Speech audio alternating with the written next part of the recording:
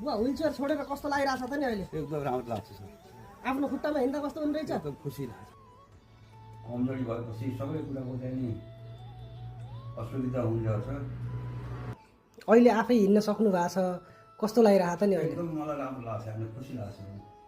अहिले आफ्नो तहले म हिँड्दाखेरि ढिलो चाँडो जस्तो भए पनि म एकदम खुसीका तहले म हिँडेको छु, मलाई बहुत खुसी लाग्छ। यस्तै म भोलिदेखि म अझै आफ्नो शरीरलाई सुधारेर म हिँड्न पाऊँ भन्ने मलाई बहुत आश छ।